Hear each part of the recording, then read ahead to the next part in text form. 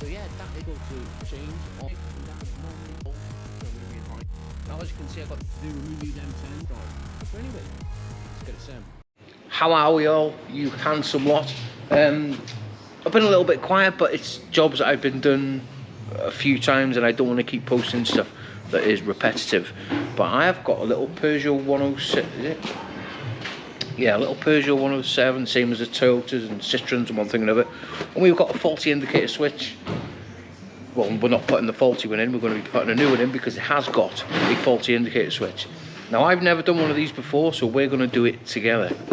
Now, I've got the switch out of the box, as you can see. Now, by the looks of it, we have to take the steering wheel off. So the first thing that we're going to do is disconnect the battery. Well, now that battery is disconnected, we need to remove the airbag. Now, to remove the airbag, there is some little clips. Some airbags have little prongs that you push in to release them. But this one, it's got a little cover that we just got to pick out. And that will release, are they T40s? 2 T40s, and there'll be one either side of the steering wheel. I'll tell a little bit of a lie, they weren't T40s, they were T30s. Now we've removed them, we can just gently pull this airbag out now. Disconnect the earth off the horn. Oh yeah, we'll unplug it. Unplug it there. There's a little yellow clip. We just need to prise up out of the airbag and release that, and then put that somewhere safe. And then, is it a 17? I don't know, I'm getting all my sizes mixed up today. Probably an 18 or something. We can get that centre bolt of the steering wheel off. Now everything's disconnected, I've got the right size, which is a 19. Oh, honest to God, my sizes are all off today. I'm going to pull the key out so the steering lock is on. Grab a 19 now and a little extension. And I should, they're not mergedly tight. I should just back out. Is it on a master spline? No, what we're going to do is put that nut back on. We're going to give the steering wheel a little bit of a rock. The reason for putting that nut back on is if you pull the steering wheel, chances are it's either going to break your nose or knock your teeth out. And we don't want that happening, do we? Give it a wiggle, and that steering wheel now is nice and loose. What we're going to do, just give it a bit of a markeroonie. So we know it's going back in the same place. And we can get that out of the way. And be careful with that clock spring behind there because you do not want to be damaging that. Right, let's get all the plastics now surrounding all the switches. There's 2 Phillipses there and there's one underneath that you need to do. And that little plastic bit will just lift up. Remember, we're all doing this for, well, I'm doing it for my first time, so I don't know. We're going to work it out as we're going along. I'm going to have to put my camera down, I think. Yeah, put my camera down. Now we need to remove the clock spring, which is held on with 3 little tabs. You need to get your little pick again, just bend them out of the way, but be extra careful with it because we do not want to be damaging that. Now, there's a little spring clip at the back here. I'll show you on the new one, which is that one there. Now to get access to that, we've just got to take the clocks out of the way with 2 10s either side, and that'll lift up. We can get a pair of pliers now and remove that little spring there. But before we do, what we're going to do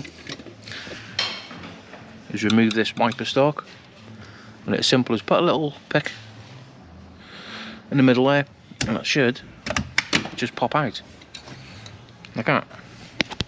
Now let's get this indicator switch off. We're going to get our pliers now, put on the clip down the back there, give it a squeeze, and you should, by the looks of it, give it a good pull. Well, there you go, give it a pull and it'll come off.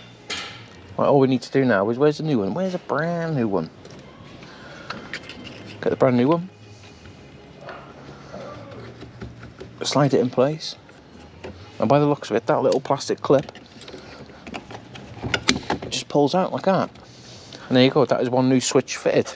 Now all that switch is in, what we've got to do is rebuild it back up, remembering which way everything goes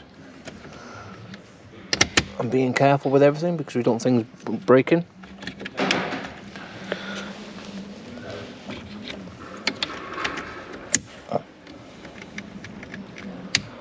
There we go. That one's plugged in. That one's plugged in. Let's get the wiper switch. There we go. That one, that one, that one. Right. Oh, I'm not going to bore you now putting all this plastics back on. Now with a little bit of magic, that car is now all back together. Now as you can tell by the bonnet's down, I have connected the battery back up. Just get on the key now, put the ignition on, make sure all the lights go out. Jobs are good. And now the fault that this was originally came in for, when you put the indicators on, sometimes it worked, sometimes it wouldn't, and it was bad contacts in the switch there. Now you could probably take it apart and give them a cleaner rooney on one thing and another, but yeah, as you can see now, everything is working as it should. Let's try the cancelling. The cancelling's fine, all lights, indicators, and everything is working as it should do. So we're happy. So there we have it. That is one indicator switch fitted to a little Peugeot 107, and we can say that we have done something together for the first time. A lot of you have already done them, but never mind. So yeah, hope you enjoyed the video. Let's get it sent.